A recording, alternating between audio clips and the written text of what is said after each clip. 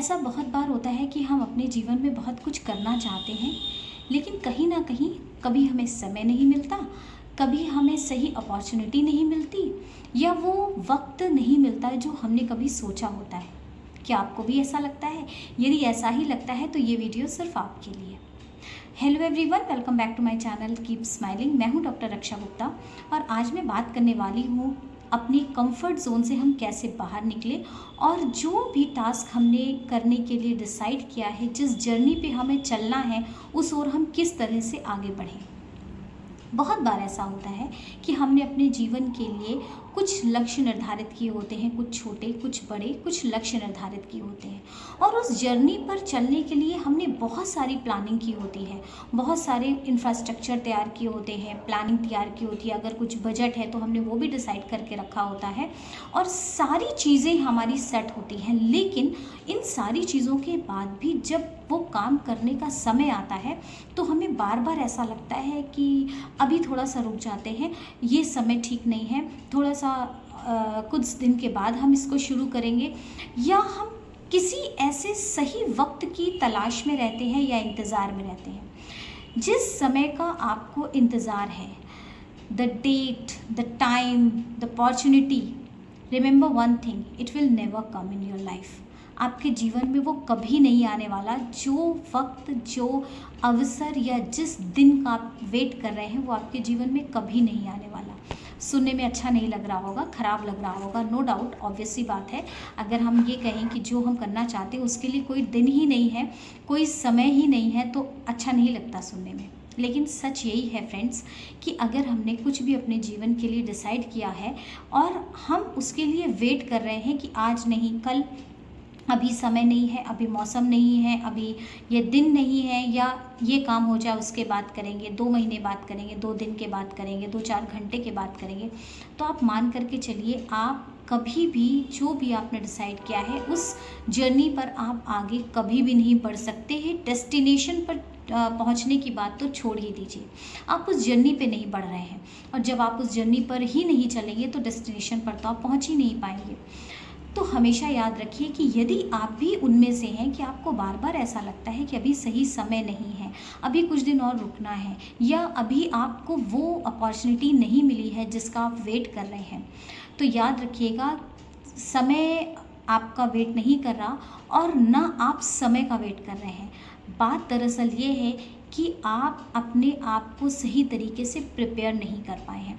कहीं ना कहीं आपका स्वयं पर भरोसा नहीं है, चाहे वो लैक ऑफ कॉन्फिडेंस है, लैक ऑफ प्रिपरेशन है, या आपकी रिस्क लेने की जो कैपेसिटी है, जो क्षमता है, वो कम है। कारण कुछ भी हो सकता है, लेकिन जिस सही वक्त का आप वेट कर रहे हैं वो सही वक्त का वेट नहीं कर रहे हैं। दरअसल आप अपने आप से भाग रहे हैं, क्योंकि जिस जर्नी पर आपको निकलना है आपने वास्तव में उसकी पूरी तरह से ठीक से तैयारी ही नहीं की है। तो हमेशा इस बात का याद रखिए कि जब हमें किसी लंबी दूरी को तय करना होता है या छोटे गोल्स तक पहुंचना होता है, उसके लिए कोई दिन, समय, डेट डिसाइड नहीं होती है। जैसे ही हमारी प्रिपरेशन कंप्लीट होती है हम आगे बढ़ जाते हैं।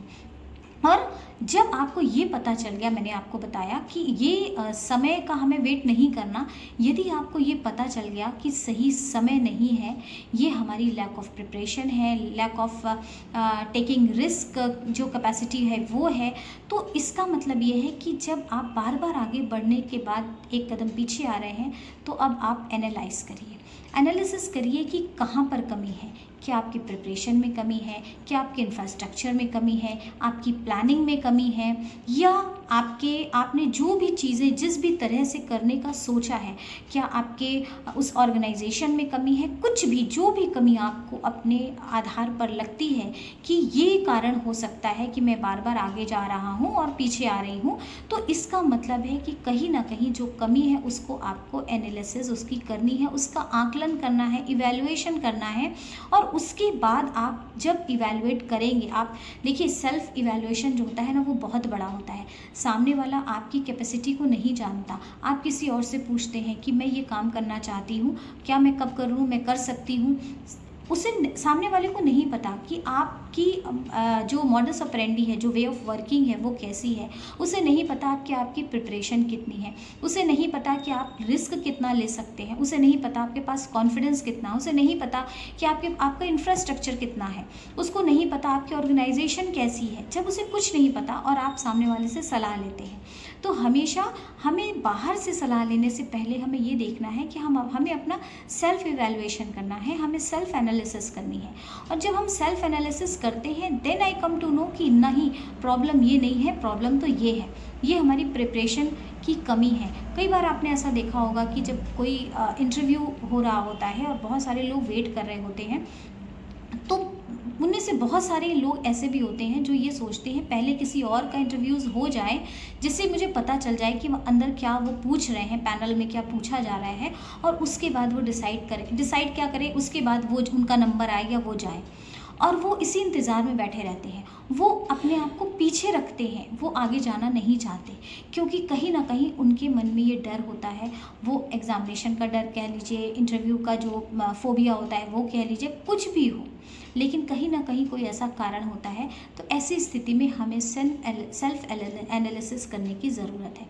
जब तक हम स्व का मूल्यांकन नहीं करेंगे, तब तक हम कभी भी आगे नहीं बढ़ पाएंगे। और जब आपको ये पता चल गया कि अपने इवैल्यूएशन के बाद जब आपको ये पता चल गया कि कमी कहाँ पर है, तब तो बहुत आसान है उस कमी को दूर करना। वो कमी कुछ भी हो सकती है। अगर आपके अंदर कॉन्फिडेंस कम है, अगर आपका इंफ्रास्ट्रक्चर कम है, अगर आपको लगता है कि अभी और प्लानिंग की नीड है, जब आप ये डिसाइड कर लें कि आपकी कमी कहाँ पर है, तब तो बहुत आसानी से आप उस पर वर्क कर सकते हैं और उस कमी को दूर करने के लिए आगे बढ़ सकते हैं। लेकिन जब तक आपको पता नहीं होगा कि कमी कहाँ पर है, तब तक आप कुछ नहीं कर पाएंगे। इसलिए बात इस पर नहीं करनी है कि हम ये करना है और इसके लिए ये दिन या ये समय हमें डिसाइड करना है और उसके बाद आगे बढ़ना है, बल्कि ध्यान देने की ये बात है कि कमी कहाँ पर है, क्यों है, मैं आगे क्यों नहीं बढ़ रही हूँ या बढ़ रहा हूँ, उस पर ध्यान देने की ज़रूरत है। और लास्ट सबसे जो इम्पॉर्टेंट बात है वो ये, हम बहुत सारे बहाने बनाते हैं कि अभी हम लोग ने उस पर डिस्कस किया, हम बहुत सारे बहाने बनाते हैं, लेकिन एक्चुअल बात क्या होती है?